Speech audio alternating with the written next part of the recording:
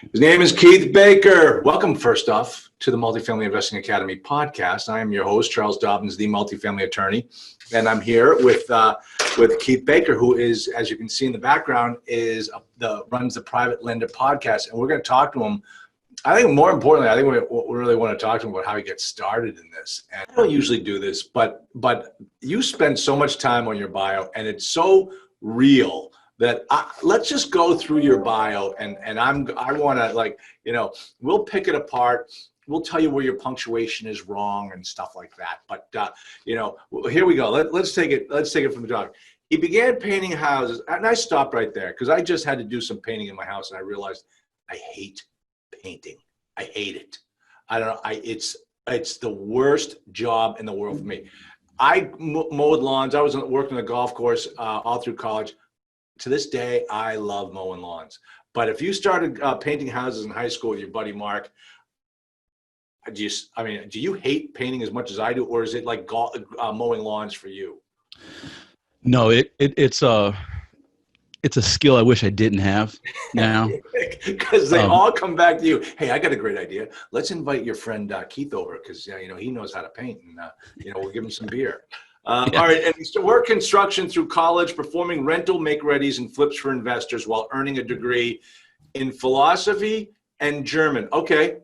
Jawohl. Let me just tell you, I'm a philosophy major from Boston College, and I took a German class, and I got a D+. And let me tell you something, that was a gift. That teacher gave me a gift with that D+. I sucked at German. Oh my gosh. Oh, what up? I just couldn't figure out that language. Could not figure it out. I chose German after I failed Spanish. So I heard that in high school I took French because I'm up here in New Hampshire and everything is French Canadian. Right. So I thought French was the right one to take. And all the other kids took Spanish because it was the gut class. It was like the easy class was taking Spanish. Yeah. And then we get to college and we take German. Like, what? That's, All right. Now, everyone knows I don't own a tool belt. And those people that own their own tool belt and know how to use it, bravo to you, because you can make a killing in this fix and flip and rehab business. But you started your own construction general contractor company after college because you didn't want a real job, and earned your public humiliation diploma, otherwise known as a PhD, when you trusted the wrong people and your friends trusted you erroneously. I didn't plan to fail you. You just planned. You didn't fail to plan. You planned to fail. Okay, you know what I'm saying.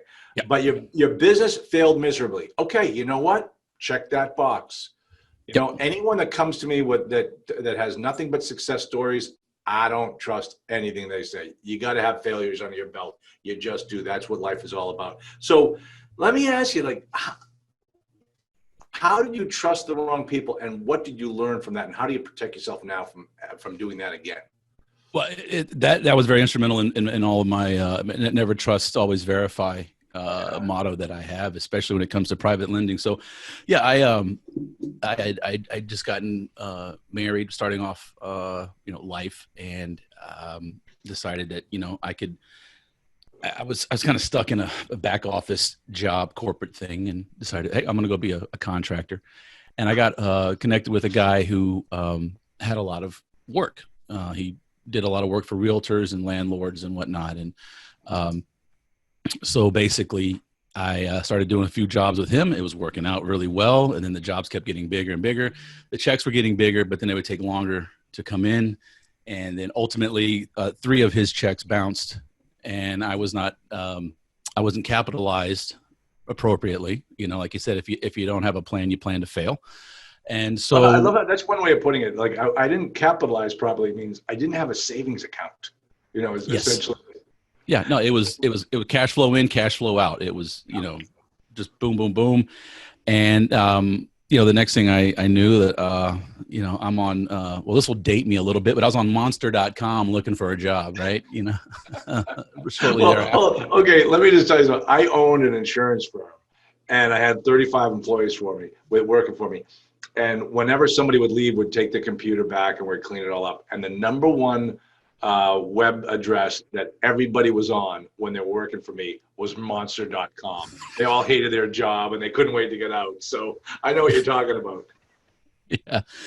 I mean, honestly, that experience, it was very humbling. I've never thought of myself as a very ego-driven person, but go out of business and find out real quick kind of what you're made of. So I retreated, went into the safety of a job. I still did things on the side for extra money, paint or do some drywall, especially as my friends started having kids that punched holes in walls. I was that one friend. Hey, Keith can fix it. Come on, he'll patch it up for you, And Wow. So I did that, but then just you can only stifle your desire for so long, and but I was matched with now I was starting a family, mortgage, marriage, kids, needed that security, but at the same time was still itching. I wanted to do something more. I didn't know what it was, and so actually a good friend of mine who is a therapist called me out one day. We were having some drinks. He said, "Well, if you had all the money in the world, what would you do?"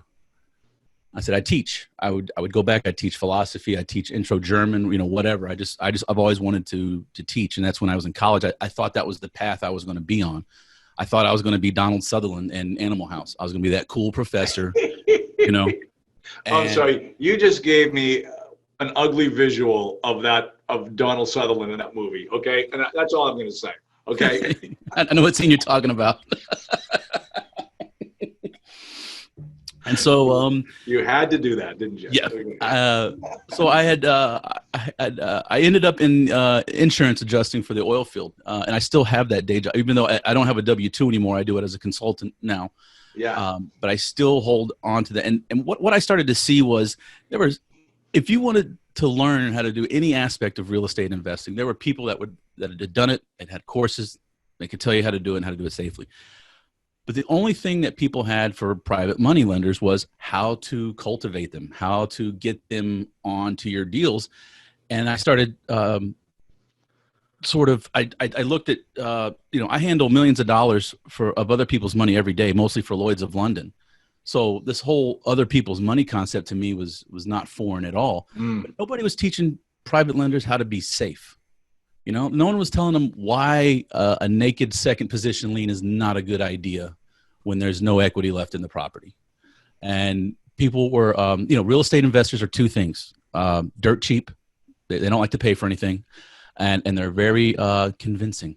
They can get you to fall in love with their passion and their project very quickly.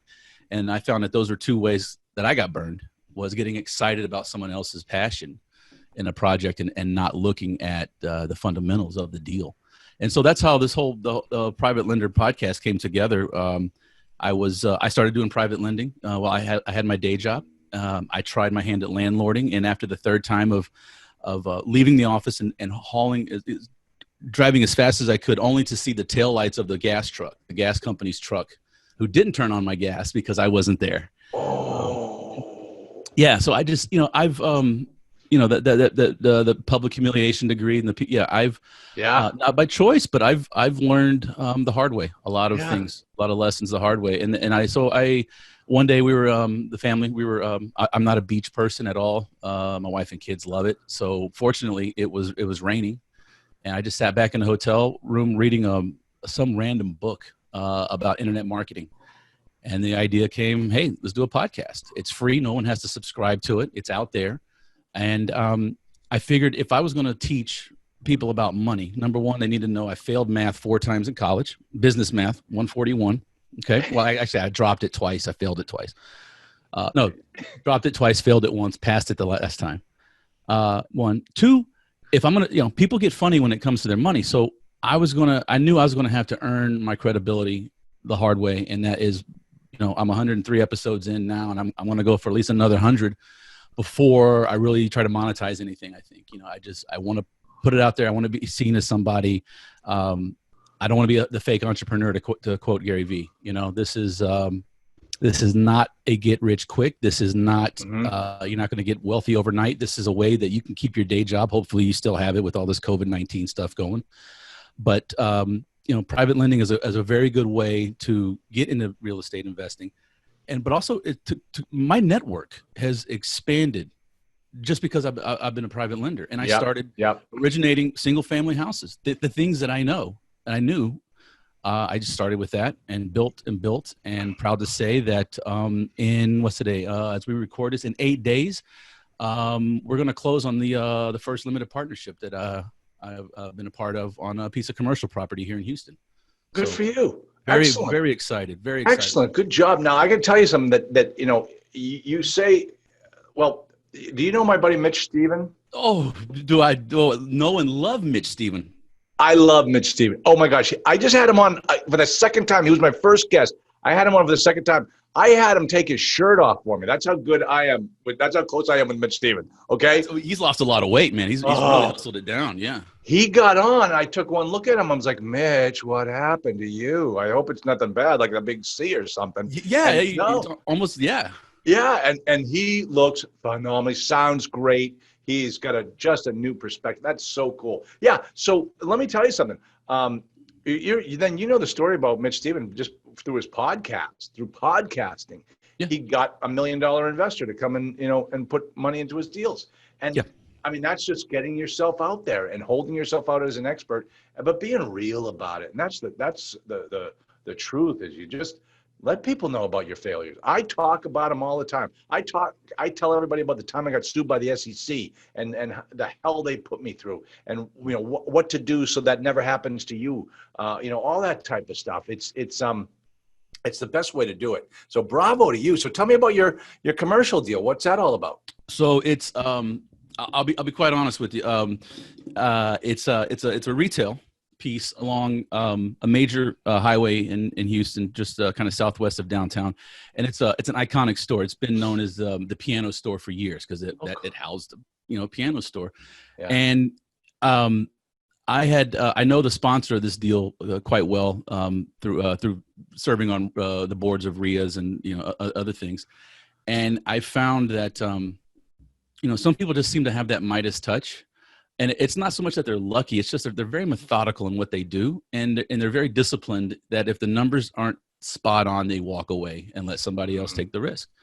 So after about the third or fourth memorandum that came around, I saw this. I was like, I know that building. I've driven by it since I was, I was born and raised here. I've known knee high to a grasshopper.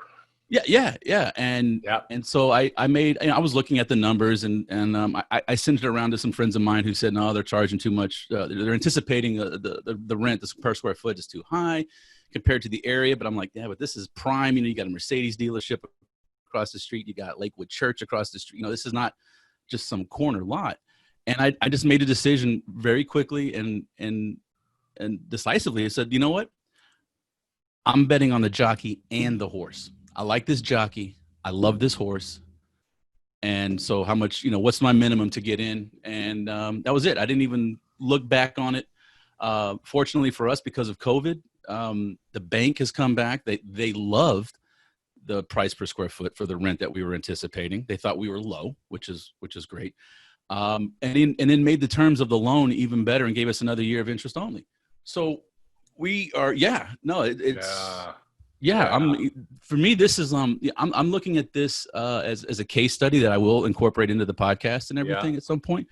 But and that's why I don't mind coming on your show and talking about it right now, because this is your wheelhouse. But in mine, I've started with the whole single family, and I want the podcast to take the same arch that I do as far as my education. Yep. Because this is putting me in with other investors now. My network has grown by I think 30 people just by being in this partnership. So that's interesting you say that, because I'm doing the same thing, because I'm multifamily and I understand multifamily, and that's my thing. But I'm right now up in southern New Hampshire. It's where I'm moving my business back up to, and the market up here is crazy. The market pretty much everywhere is crazy, and the craziness, it has to do with the demand. And the demand, you just can't find units up here. And now the golf course that I grew up learning how to play golf on, the 36-hole public golf course, this is its last year. It's going away. An Amazon distribution center is coming in, and there's going to be 5,000 employees, and there's no place to house them. So now up here in southern New Hampshire, I decided I can't find the properties. I'm going to start building. Yeah. And, so now every time there's a landmark in my move towards buying and building, I tell my students all about it. This is what I did. This is, and I incorporate everything that I'm learning right into what I'm teaching, so they can see exactly how it works and what's going on. And you know what? That's going to be the next thing I'm teaching, is how to build apartment complexes. Yeah. So, yeah. And that's it. And I think that's we are in such a world of flux right now, I guess is the best way to put it. Before even COVID-19 hit, I mean, we were technology. I mean, the fact that I've got the face for radio. Okay. We both know that. I mean, that's not a problem. Oh, I'm tall. I mean, I got that going for me here. Yeah. Right. Like, look at this. Check this out. See how tall I am? There you go. And I got one of these IKEA tables. Oh, I'm going to get one of those. Yeah. Cause I'm still sitting down. If you're going to get a podcast, you got to get one of these tables. You'd be surprised at how many podcasters have this table. And I can tell, like, oh, are you moving your table right now? Like, yeah, okay. So you must have one of those IKEA tables. Yep, I do. So get the electric one, not the one that cranks. Get the electric one. Yeah. I'm lazy. Yeah. I'm lazy. Yeah. I'm spoiled. I'm entitled. I want electric. I'm entitled to an electric table. Like, I want a vibrating mattress too, Yeah. I stayed at a hotel one time. You put a quarter in no. Yeah, no, that's true. I mean, that's like back in high school days. Exactly. Yep. Oh my gosh. I'll never forget the first time I walked in and saw one. I'm like, hey, Mom, what's that? Yeah, no, don't touch that. Don't touch that. Yep. That was the last time we stayed at anything less than a Holiday Inn. Oh yeah, and Holiday Inn was it. I mean, but I remember, the big week away at the Mara Vista in Falmouth, Massachusetts, and come on down. And like, yeah, it was just like hippie central. I don't know how my dad survived there, but he did it for us kids. He did it. So yeah, right. Yep. Now I fly my plane to different places. How far have we come? Keith, how far have we come? So my kids are spoiled rotten, I tell you. And I'll do it again. They're awesome kids, all of them except one of them. Well, yeah. There's always one. You always got the one, right? Exactly. And they're all like, "Oh, we know who it is. We know who your favorite is, and we know which one you don't like." I'm like, "No, you don't. No, you don't. Yeah. I don't have one." So, all right. So, hey, tell me about this partnership with Landon. Okay, Asset REI LLC. I mean, you learned your lesson. You learned your lesson in the past about partnerships. I always, first off, let me get back to something you were saying about don't trust anybody before we move into your partnership about Landon, because we're going to talk about that. I tell my students that in this business, don't trust anybody. Just don't get everything in writing. Don't trust anybody. And then one student says to me, "But Charlie, you're telling me not to trust you." And I said, "My rule has no exceptions. All right? Just live your life that way and you're going to be fine." And I learned it pretty much the same way you did. That you got some partners that they're not looking out for your best interests. So now we're talking about Asset REI LLC with your partner Landon. So how is that going? It's funny. We've put it on hold. Okay. Because of, two things. One, the podcast. As eating up some more of my time, number one, and number two, Landon partnered with someone who I consider the encyclopedia of Houston real estate. His name is Ray Sasser. He's just a good guy. He says he's not an extrovert, yet he runs their RIA meetings together. But so, excuse me. The point being is, we put that on hold for a little bit. Now, Landon and I have just recapitalized our operating account, and we'll be kicking up the marketing machine here very, very soon. Again, like most places, the Houston, it's you can still find deals, but you really have to create them. You're not going to find them. It's a little tougher. Look, when your mom's getting her hair done, and the hairdresser's talking about the cousins, and they're doing this and that. That's when you should. Like Warren Buffett said, be greedy when others are fearful. Okay, wait a minute. I don't think you told that anecdotal story the way about the hair cutting. What you mean is when somebody that you're getting a haircut from knows your business and knows how to get in your business and like how to flip houses, that's when, is that what you meant by that? Well, so like my mom's hairstylist was talking about her brother-in-law. So I guess her sister's husband is an engineer, and and all of a sudden now he's flipping houses, and so you kind of question a little bit, like, okay, well, so when the hairdresser's family. Okay. Do you know the historical reference that you're making right now? The famous person? I do. I've botched it up horribly, but yeah. Are we talking about Joe Kennedy? Yeah. Well, yeah, basically, yeah, Joe Kennedy, yeah. Yeah, because he said, he knew to get out of the stock market when the shoe shine boy knew as much about stocks as he did. Yeah. And so that's like what you're saying. So how do you pivot? Like, what do you do to, like, this is your business. This is what you do. And, so how do you beat out the engineer who's, just showing up, watch a couple A&E episodes of Flip This House.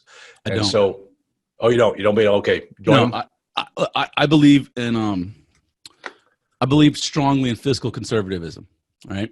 So, I've always said, look, if my tax dollars are going to go make bombs and kill people I've never met, then, I feel like morally I should be okay with some of the programs that we have here. Right. Like, I can't complain. Right. I got my safety from the world. But when it comes to investing, the biggest hurdle for me to get over was the need to have a deal and patience and sitting back and saying, these are my criteria. And until that property or that deal comes in to my crosshairs, I don't pull the trigger. So let that engineer go into a property at 75 or 80% LTV and risk it on a flip in a volatile market. I'm not going to do that. I like longer play. So asset REI, what we do is primarily we try to find properties that nobody wants. We pay nothing for them, and then we turn around, Mitch Stevens style, and owner finance them back out. So when the podcast started and with everything with Landon, I said, look, Landon came to me as a private for private money. Right, exactly. I was loaning to a friend of his who went from rehabbing and doing small apartment complexes into straight wholesaling. He didn't need any money anymore. So he's like, hey, you've been a great lender. I feel bad. My business has changed, but Landon needs money. So started talking with Landon. And then once things really started ramping up with his RIA meetings and my podcast, I said, look, let's just do a couple of 2 or 3 year loans here. Let it ride out. We don't have to work it. It's safe. I'll put the bulk of that money in. And then as that time comes, as things start cashing out, I'm getting higher and higher. My cash reserves are piling up because I'm waiting for, unfortunately, look, I play good offense with money. I have a day job. I don't need private lending to live. So I want to go after some iconic properties. And in downturns, I'll tell you what, Harris County Public Health bought a bank building back in the 80s for peanuts. Huge, beautiful bank building. There's no reason why public tax dollars should go into a building like that, except they got it for like 20 cents on the dollar. Yeah. It's amazing. And that's what I'm waiting for. I want another, like the piano store. That's my step. I'm wanting to go a little bigger, a little bit, more iconic, which means I'm gonna have to have more cash, to push into that, because the minimums are gonna go up as well. So that's my goal. Now I still have a little bit of money if someone needs a single family. Like I'm a big proponent of the Mitch Stevens model. Yeah, we've been able to get 3 people into a property, and they're unbankable, they're unmortgageable, whether they're not fully legal or they have some problems or whatever.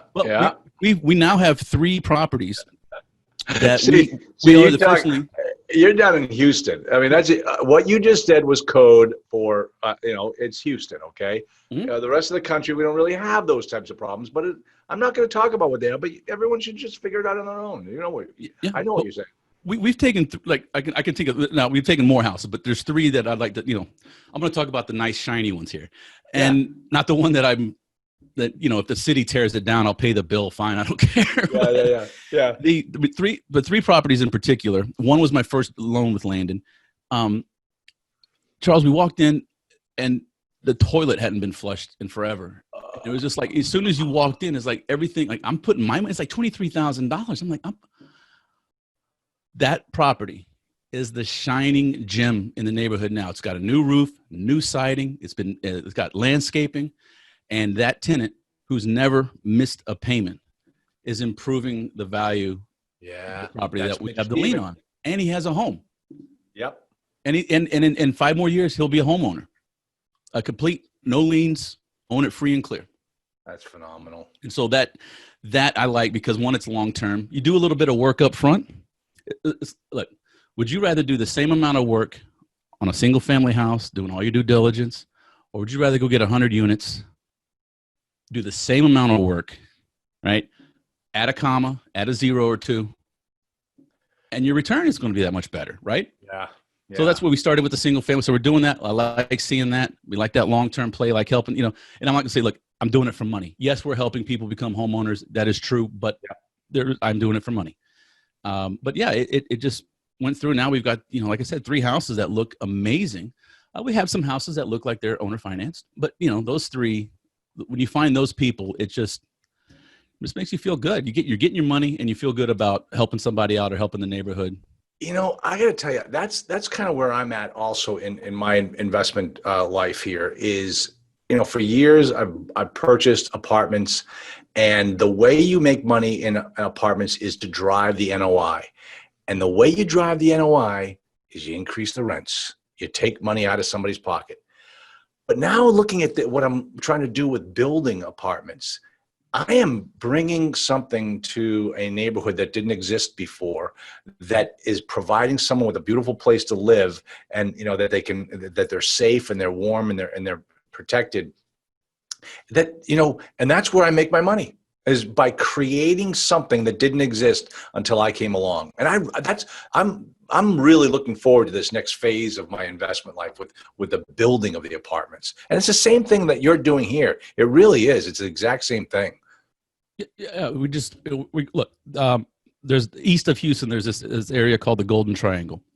It's petrochemicals, refineries, plastics, everything is. The world is the feedstock for the world is produced there. Basically, not all the world, but a good chunk of it. Yeah. And those things flow through. And so now the city of Port Arthur is, I don't even want to buy in it anymore. It's just kind of like a ghost town. Which is odd, because if you look at all the famous people that have come out of that area, Jimmy Johnson, Dallas Cowboys football coach, Janis Joplin. So many people have come out of that area, and it's kind of gotten dilapidated. So going back in, providing a service, because look, banks aren't going to loan on a house that needs $40,000 worth of repair. Nice. Yeah. So we can go in and we're not single-handedly changing Port Arthur by any means, but one house at a time. What can we do? How can we profit? And that's number one. And then we can help somebody in the process, and it's even better. And most people I find, want to do the right thing. It's just sometimes their life circumstances change, and can't pay the bills or whatever. Right? We get it. But in our eviction, we're very slow. We try to give people. One, give them as much time as possible to get on their feet, but 2, also make it to where any judge or lawyer will look at this and say, no, they made a good faith effort to keep these people in the house, and we're not predatory. Let me tell you, the thing about Texas, I used to own apartments in Texas, and Texas is like no other state I've owned in when it comes to evictions. Lawyers don't even do evictions in Texas. I had a lawyer up in Michigan, on my property up in Michigan, and that guy was a factory. And you just give him the file, and he would handle all the evictions, boom, boom, boom, and you cut him a check for like $150. Down in Texas, you couldn't even find a lawyer to do it, because it only cost $25 to file it, and then they're out in 12 days. There's no argument. The sheriff shows up and then moves you out in 12 days. Mm-hmm. And that's Texas. So if you're taking your time to do it, you're giving these people a real break, because most other landlords would have these guys on the curb. And just for the record, just so I can tell everybody here, the other unique thing about Texas is that the law is that you can take property in lieu of cash for rent. Mhm. And I found this out the first time I walked on to do a due diligence on a property, because I walked in and the management office had a closet, big, huge closet in the back, loaded with televisions. And I thought to myself, what's that all about? Oh yeah, we take TVs in lieu of rent. And my first reaction was, wow, that's brilliant. That's a great, that should teach those people they got to pay their rent. And then after I bought the property, I'm like, okay, that's the stupidest thing I've ever heard in the world. What the hell am I going to do with a closet full of TVs? Because my mortgage company doesn't take TVs as payment. They won't do it. So why am I doing it? So yeah, because it's not like you're holding it for them like a loan shark or like a pawn shop. Yeah. These people just leave. They just go somewhere else and they're gone. So. Yeah, a couple of things. One, before you paint me to be a great guy, the one that we let after Harvey, we let a guy stay in the house for a year because it was Harvey, but we only paid $5,000 for the house. Yeah. So there's no payments that I have to make on a monthly basis, right? Yeah. So it's that now look, if I had a mortgage on that house, I would say, look, the bank wants their money, I need my money. It would be a completely different situation. We're basically buying houses for the back taxes owed on them, and I can wait. But the other thing I found back when I was in college, doing make readies and stuff like that, several times I was given the keys. I'd go to the Century 21 office, pick up the keys to a house or an apartment, go over, and I would remove televisions and stereos and things like that. And I found, this is the mean streak in me, I'm going to go ahead and share it with you guys. I found that if you took the kids' PlayStation, the rent tended to get paid a little quicker. Because parents hate dealing with their kids and we don't have money, or I made a mistake or whatever. And so you use the kid stuff against the parents. And it's not a huge thing, but I just the property manager noticed that, hey, you started taking these gaming consoles and we're getting paid a little quicker. Yeah. Like, oh, okay. So boom, straight in. Listen, let me give you my 2 cents on this whole thing. So I'm doing a due diligence. I walk into this 1-bedroom apartment, and there is a television set bigger than anyone I've ever seen in my life right there in this 1 bedroom. And I'm like, look at the size of it. Now I have a big house I have lots of TVs. I don't have any TV this big. And I'll never forget what the property manager said to me as we walked through. She goes, well, yeah, you know what they say. I said, what's that? She goes, poor people have big TVs and rich people have big libraries. I was like, wow. I started reading after that day. I never had before in my life. But the other thing is, I had dinner, or actually it was breakfast, with these 2 guys who were selling, I think they were in the cable installation business. And they came to me with an idea. They said, listen, we can put this technology on your apartment complex where all cable runs through you. So when somebody signs their lease, they also buy cable from you. I said, okay, all right, that's pretty cool. That's another revenue stream. He goes, not only is it another revenue stream, if they don't pay their rent, you can shut off their cable. And as soon as he said that, I said, that's genius. That's genius. Give me that. Give me that. Give me that. And they could never make it happen. I think these guys were just pipe dreamers. But man, you come up with that system, and I'm all in. I am all in. And I'll get my tenants will pay on the 1st of the month every single month. 5th of the month, hey, your cable went off. Oh, yeah. Can you imagine? Can you imagine? What do you mean I can't watch Sports Center? That's right. You can't watch Sports Center, and you can't watch it now anyway. What are you going to do now? I mean, there's nothing to watch. What are you going to be watching? Terrible. I mean, you know how hard it is for me to take a nap on Sunday afternoon without golf on? I mean, what do I do? I can't do it, for crying out loud. Right? Oh my gosh. Oh, Keith, how can people find you? PrivateLenderPodcast.com. Awesome. PrivateLenderPodcast.com. Now, what do? You teach people how to do it. Both sides, right? Of how to lend as a private lender, but also how to find the private lenders. Is that right? Well, I try to teach people how to become private lenders and how to stay safe. Fortunately for me, we've got there's a self-directed IRA company here in town, Quest Trust Company. Okay, and that's where all this started for me. And and they, as a custodian, they can't give advice. They can only say with, these certain dogmatic things about this will keep you compliant with the IRS. This is a prohibited transaction. And that's when I found out, well, I can give my opinion to people. I can look at a deal and say, yeah, that looks good, or I'd stay away from it or whatever. And so that's how the whole thing started, was just trying to get out there. And before people, I guess I kind of started it to be like an asset to someone like Mitch Stephen, who Mitch doesn't need any help finding private lenders, but to some of his students. Landon is a student of Mitch's. So, okay. Look, you're trying to convince someone to become a private lender. Hey, listen to Keith's podcast. It's free. He doesn't charge anything. He tells you where he screwed up, how he stays safe, what not to do. And that's how I get to teach, right? They talk about if you're a writer or a comedian, talk about what you know. Yeah. Well, I can tell you how I screwed up. I know that pretty well. Yeah. So I'm going to tell you how to stay safe. And this is. I tell people, I'm going to teach you the right way to buy apartments because I've done all the wrong ways. Yeah, exactly. Yep, exactly. Now let me ask you something. And this is, I don't know the answer to this. I'm suspecting something, and I want to see if this is true. Some of these custodians, these self-directed IRA custodians, they have relationships with guys like you, where like you're a broker, or you're like you have a franchise of theirs.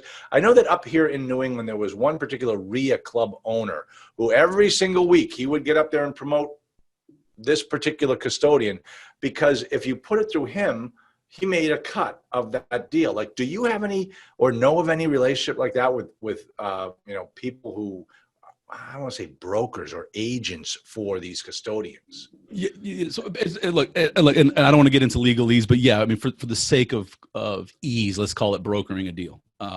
Yeah, and it's really not so much brokering as it is. There are people who are connected, so they tend to originate a lot of loans, put some of their money in, and get other customers that with IRAs, self-directed IRAs, to come in with them, and they get a piece of either they'll get points, or for example, I had a deal. I was approached that if I brought somebody, I could, I think if I could get for $100,000, I could get I could get 2 more percentage, in the deal, 2 more points, something like that. But it didn't work out at the end of the day, because again, you talk about the SEC, and you got to have your eyes open to the lines and where they are, and what. Capital raisers. Certainly room for gray, but you've got to know where things are. But no, there's a lot of a lot of hard money lenders hang out at the custodian, saying, look, you don't want to do the deal, I'll give you this percentage and you'll have the first lien. They process the loan, or originate it, take the points, and then the investor gets the interest rate. So there are several. The thing. So my understanding is that the custodians can't pay people directly for brokering or anything, or even for advertising, for that matter. So everything I do with Quest is free, right? There's no payment. If I give out a code that like they'll I've had them on several times, and there's always a code. They'll waive the $100 account opening fee. If you use Private Lender Podcast as a code, I get nothing from that other than they've helped me out in my career. I'm giving them business. That's the way I look at it. Cool. Excellent. All right. His name is Keith Baker. It's called the PrivateLenderPodcast.com. He's a good guy. We have mutual friend in Mitch Stevens, one of the best guys in his business. And Keith, I've had a lot of fun chatting with you, man. And let's keep talking. Yeah. No, awesome. Thanks for having me. And if you ever want to invest in Texas again, let me know, man. I'll shoot some memorandums up if you're interested, or if you want to run them, let me know. I hate Texas. Everyone knows I hate Texas. I do. I know. That's why I said, you want to invest? Come on. I'm a smart ass. All right, man. Hey, have a great day. It was good talking with you. You too. Likewise. Take care. Thanks for having me. Take care. Bye-bye.